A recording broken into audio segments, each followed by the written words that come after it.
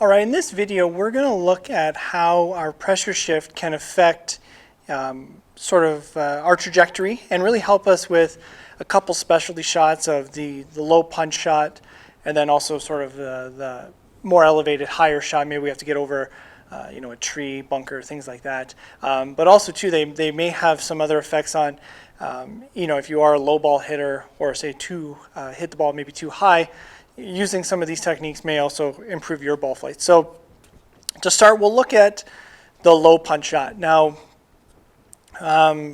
this shot very good for into the wind shots. Maybe we just want to run it out maybe through the trees or out of the rough.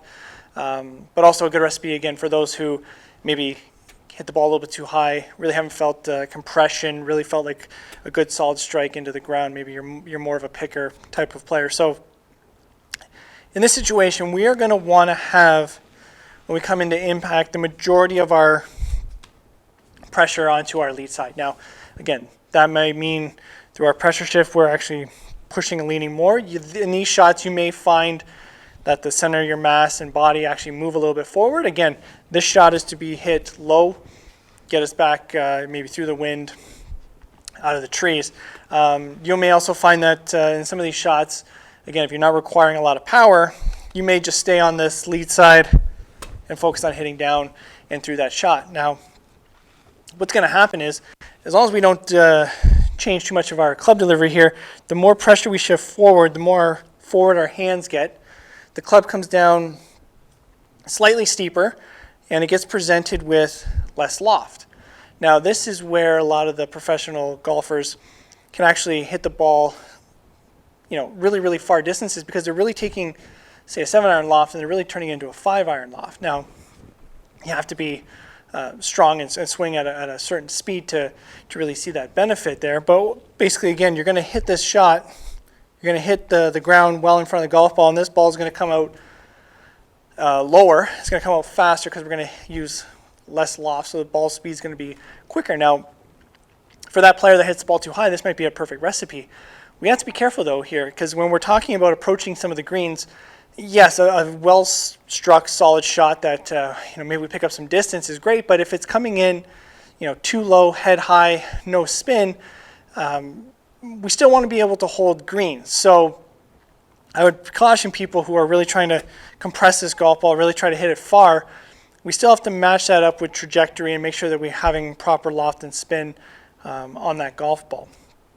Now, when we look at the other shot where we're trying to hit it maybe a little bit higher, we're taking advantage of downwind, we got to clear a tree, or you find that you're a player that hits it too low and again, you're not holding any of these greens, we're never going to really have, maybe apart from a few specialty shots where you would feel that the pressure may actually be on your trail side, we're still going to have probably a little bit on this lead side, but it's not going to be as much as the lower shot. And what that's going to help us to do by not shifting the pressure so much into our lead side is we're going to be able to come in relatively shallow, almost just brushing the ground. Now, what that's going to help us to do, again, as long as our wrist and arm alignments are still the same, it's going to present the golf club with more loft, which will help us with a higher initial launch angle, and then probably a higher peak height with maybe a little bit more spin. Now, for somebody who hits it really low, that might be a great recipe to hit the greens, maybe on number 8, get the ball landing up on top, or in certain situations when we have to carry a bunker, hit it over a tree.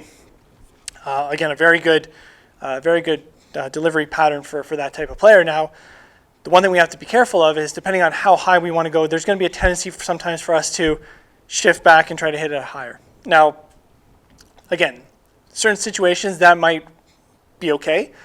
Majority of the time, if we're off, maybe a tighter lie or in the fairway, that might run the risk of hitting maybe too far behind the golf ball where we don't actually hit the loft. So the one thing I want to be careful of is the higher shot, unless the ball is really sitting up and we can almost go underneath it. If it's sitting down at all, we still have to have a little bit of descent into the golf ball, brush the ground, but it's not a full-on drive. So I think practicing these two shots will really help most golfers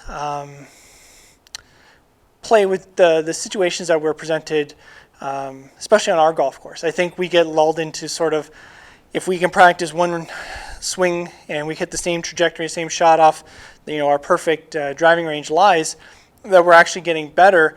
But I think knowing how to change the ball flight a little bit from pressure shifting, club face awareness, things like that will actually help us play this game a little bit easier and not be so surprised when the ball's below our feet and we need to hit a little bit higher, or the ball's above our feet, things like that. So I get out there, test this. I think this is going to be a good drills for some awareness for everybody to kind of understand where they lie and if they can change their trajectory. Like before, comment below. Tell us how you're doing with this, and stay tuned for the next video.